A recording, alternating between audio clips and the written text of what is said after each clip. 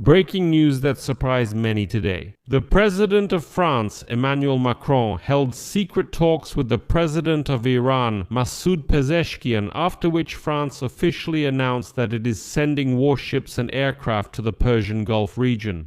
Emmanuel Macron's goal is to unblock the operation of the Strait of Hormuz, something that, by the way, Donald Trump has not been able to achieve so far. Interestingly, at the same time, Trump continues to criticize his partners, while the Prime Minister of Britain, Keir Starmer, has called for de-escalation as the war is having a strong impact on the British economy. But Keir Starmer has still prepared the British aircraft carrier for deployment to the region just in case. Meanwhile, Donald Trump himself stated that he is not going to send ground troops to Iran. To be more precise, he said that he hasn't even come close to considering this issue yet, whatever that means. My name is Alexei Pecci. Let's discuss this topic together, but before we start, I ask you to subscribe to this channel, like the video, leave any comment under this episode, and subscribe to my Telegram channel, Pecci News. The link to it is in the description of this video. There we publish breaking news as it comes in.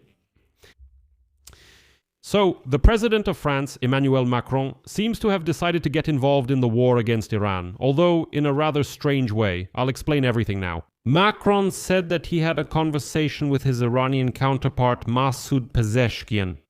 They discussed the situation in the Middle East, particularly Iran's actions. And now I'll quote Macron. I had a conversation with the President of Iran, Masoud Pezeshkian. I emphasized the need for Iran to immediately stop its strikes on countries in the region. Iran must also guarantee freedom of navigation by stopping the effective closure of the Strait of Hormuz.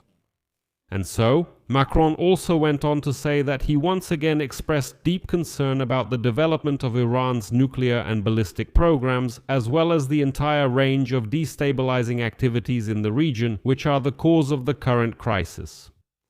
Another quote. Today, more than ever, it is necessary to find a diplomatic solution to these crucial problems, to put an end to the escalation and to preserve peace.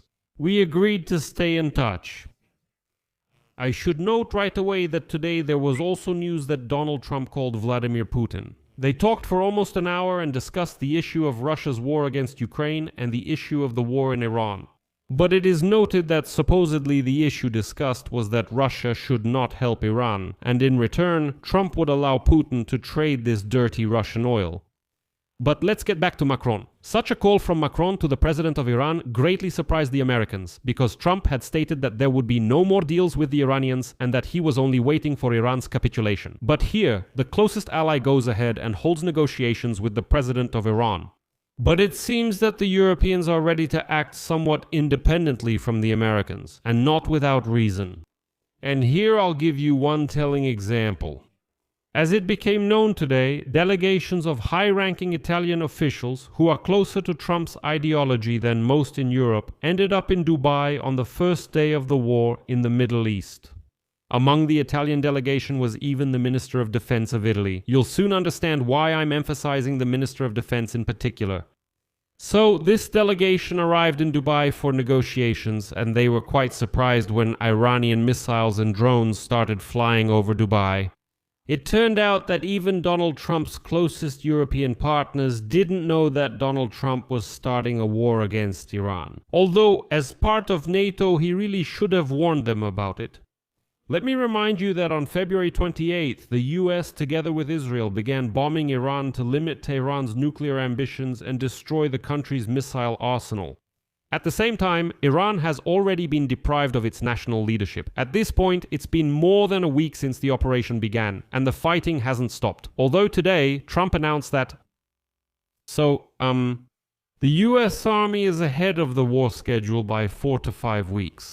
At the same time, Trump has already stated that he demands the complete surrender of Iran. He also wants a complete change of the country's leadership, and already has several candidates for the position of Supreme Leader of Iran. Despite the fact that Iran has already chosen a new supreme leader, it was Mojtaba Khamenei. At the same time, Trump said that without Washington's approval, any new leader won't last long. And here too, confusion arose. After all, it was previously reported that the US and Israel were considering sending special forces to seize the country's nuclear stockpiles. But Trump himself denied this today, or rather he said it's too early to talk about it. Trump stated that the US has not made any decision regarding the possible deployment of special forces to seize Iran's nuclear arsenals. Quote, "We haven't made any decision on this matter. We're not even close to it." And separately, Donald Trump stated that he is dissatisfied with the fact that 56-year-old Mojtaba Khamenei has become the new supreme leader of Iran. But for some reason, Trump did not repeat his threats to eliminate any successor of Ali Khamenei. Moreover, the American leader refused to reveal his plans regarding Mojtaba Khamenei. Now let's get back to Emmanuel Macron, where we started. He stated that France is preparing a strictly defensive mission to resume the movement of ships through the Hormuz Strait, which was blocked due to Iran's attacks on tankers during the US and Israel war against Tehran. Macron personally visited Cyprus today, which last week was hit by an Iranian drone that attacked a British military base.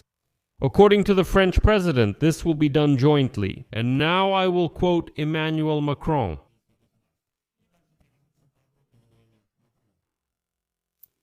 "We are in the process of preparing a strictly defensive mission to escort civilian ships. Its goal, as soon as possible after the most acute phase of the conflict is over, is to ensure the escort of container ships and tankers for the gradual resumption of shipping in the Strait of Hormuz. In total, Paris will send 8 warships, an aircraft carrier group, and 2 helicopter carriers to the region.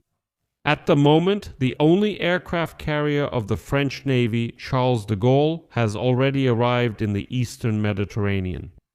And, as Macron stated, the plan for the upcoming mission has been coordinated with partners. He added that France is once again seeking to take a strictly defensive position together with all the countries that have been attacked by Iran and to ensure de-escalation in the region.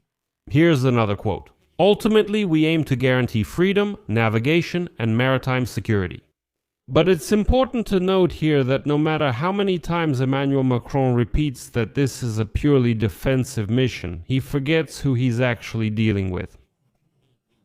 The fact is, the Secretary of Iran's Supreme National Security Council, Ali Larijani, has already stated that the mission announced by Macron will not lead to the opening of the Hormuz Strait, through which passes at least 20% of the world's oil exports. Next, I'll quote Larijani. "It is unlikely that security in the Hormuz Strait can be ensured in the context of the war unleashed by the United States and Israel in the region, especially if this happens according to the plans of the parties who themselves once supported this war and contributed to its escalation." In fact, Larijani is saying that if it is the Europeans, we will not allow it.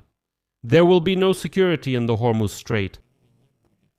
I should note that European countries were hardly affected by the US and Israel's war against Tehran, unlike the Arab states of the Persian Gulf, which suffer from Iranian missile and drone strikes on their territory. However, due to restricted maritime traffic in the Hormuz Strait and attacks on oil and gas facilities in the region, global oil prices, which did not exceed $70 per barrel before the war, soared by the beginning of this week to almost $120 and even higher. But now, by the way, there has been a rollback. The latest data I saw shows $89 for Brent crude.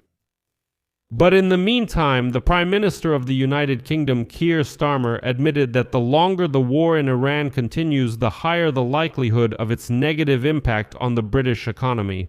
That's why, he says, it's time to end this war. When Starmer was asked what he thinks, whether Donald Trump risks provoking a world war, the British Prime Minister responded, "We need to find a way to de-escalate the situation." And that's exactly what a significant part of our discussions is focused on. How to find a way to reduce tensions and make sure the situation doesn't escalate even further than it already has.